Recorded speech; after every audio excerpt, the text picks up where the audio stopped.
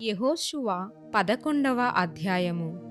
హాసోరు రాజైన యాబీను జరిగిన వాటిని గూర్చి విని మాదోను రాజైన యోబాబుకును షిమ్రోను రాజుకును అక్షాపు రాజుకును ఉత్తర దిక్కుననున్న మన్యదేశములోను కిన్నెరెతు దక్షిణ దిక్కుననున్న అరాబాలోను షెఫేలాలోను పడమటనున్న దోరు మన్యములోను ఉన్న రాజులకును తూర్పు పడమటి దిక్కులయందలి కనానీయులకును అమోరీయులకును హిత్తీయులకును పెరిజ్జీయులకును మన్యములోనున్న ఎబూసీయులకును మిస్పా దేశమందలి హెర్మోను దిగువ నుండు హివ్వీయులకును వర్తమానము పంపగా వారు సముద్ర తీరమందలి ఇసుక రేణువులంత విస్తారముగానున్న తమ సైనికులనందరినీ సమకూర్చుకొని విస్తారమైన గుర్రములతోనూ రథములతోనూ బయలుదేరిరి. ఆ రాజులందరూ కూడుకొని ఇశ్రాయేలీయులతో యుద్ధము చేయుటకు మేరోము నీళ్ల యొద్దకు వచ్చి దిగగా, యెహోవా, వారికి భయపడకుము, రేపు ఈ వేళకు ఇశ్రాయేలీయుల చేత సంహరింపబడిన వారినిగా నేను వారినందరినీ అప్పగించెదను. నీవు వారి గుర్రముల గుదికాలి నరమును తెగకోసి వారి రథములను అగ్నిచేత కాల్చుదువని యెహోషువతో సెలవిచ్చెను. కాబట్టి యెహోషువయు అతనితో కూడనున్న యోధులందరూను హఠాత్తుగా మేరోము నీళ్ల యొద్దకు వారి మీదికి వచ్చి వారి మీద పడగా, యెహోవా ఇశ్రాయేలీయుల చేతికి వారిని అప్పగించెను. వీరు వారిని హతము చేసి మహాసీదోను వరకును మిశ్రేపొత్మాయిము వరకును తూర్పు వైపున మిస్పే లోయ వరకును వారిని తరిమి నిశ్శేషముగా చంపిరి. యెహోవా యెహోషువతో సెలవిచ్చినట్లు అతడు వారికి చేసెను. అతడు వారి గుర్రముల గుదికాలి నరమును తెగకోసి వారి రథములను అగ్నితో కాల్చివేసెను. ఆ కాలమున యెహోషువ వెనుకకు తిరిగి హాసోరును పట్టుకొని దాని రాజును కత్తివాతను హతము చేసెను. పూర్వము హాసోరు ఆ సమస్త రాజ్యములకు ప్రధానము. ఇశ్రాయేలీయులు దానిలోనున్న ప్రతి వానిని కత్తివాతను హతము చేసిరి. ఎవరునూ తప్పించుకొనకుండా యెహోషువ వారినందరినీ నిర్మూలము చేసెను.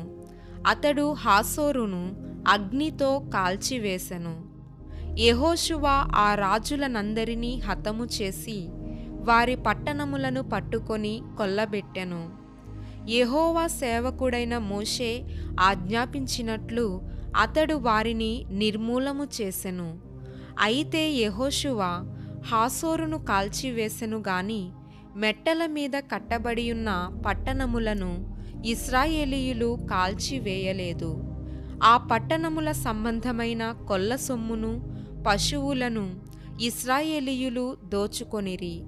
నరులలో ఒకనిని విడువకుండా అందరినీ నశింపజేయు వరకు కత్తివాతను హతము చేయుచూ వచ్చిరి. యెహోవా తన సేవకుడైన మోషేకు ఆజ్ఞాపించినట్లు మోషే యెహోషువకు ఆజ్ఞాపించెను.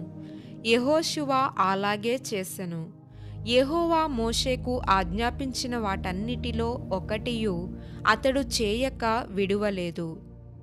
యెహోషువ షేయీరుకు పోవు హాలాకు కొండ మొదలుకొని లెబానోను లోయలో హెర్మోను కొండ దిగువనున్న బయల్గాదు వరకు ఆ దేశమంతటిని, అనగా మన్యమును, దక్షిణ దేశమంతటిని, గోషేను దేశమంతటిని, షెఫేలా ప్రదేశమును, మైదానమును, ఇశ్రాయేలు కొండలను, వాటి లోయలను, వాటి రాజులనందరినీ పట్టుకొని వారిని కొట్టి చంపెను. బహుదినములు యెహోషువ ఆ రాజులందరితో యుద్ధము చేసెను. గిబియోను నివాసులైన హివ్వీయులు గాక ఇశ్రాయేలీయులతో సంధి చేసిన పట్టణము మరి ఏదియూ లేదు. ఆ పట్టణములన్నిటినీ వారు యుద్ధములో పట్టుకొనిరి. వారిని నిర్మూలము చేయుడని యెహోవా మోషేకు ఆజ్ఞాపించినట్లు ఇశ్రాయేలీయులు కనికరింపక వారిని నాశనము చేయు నిమిత్తము వారు ఇశ్రాయేలీయులతో యుద్ధము చేయుటకు వచ్చునట్లు యెహోవా వారి హృదయములను కఠినపరచియుండెను.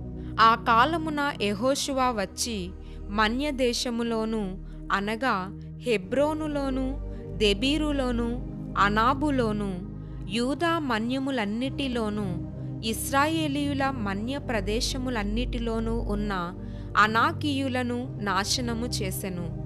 యెహోషువ వారిని, వారి పట్టణములను నిర్మూలము చేసెను. ఇశ్రాయేలీయుల దేశమందు అనాకీయులలో ఎవడునూ మిగిలియుండలేదు.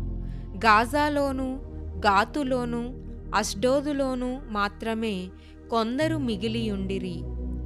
యెహోవా మోషేతో చెప్పినట్లు యెహోషువ దేశమంతటిని పట్టుకొనెను.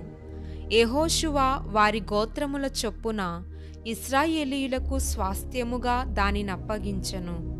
అప్పుడు యుద్ధము లేకుండా దేశము సుభిక్షముగా నుండెను.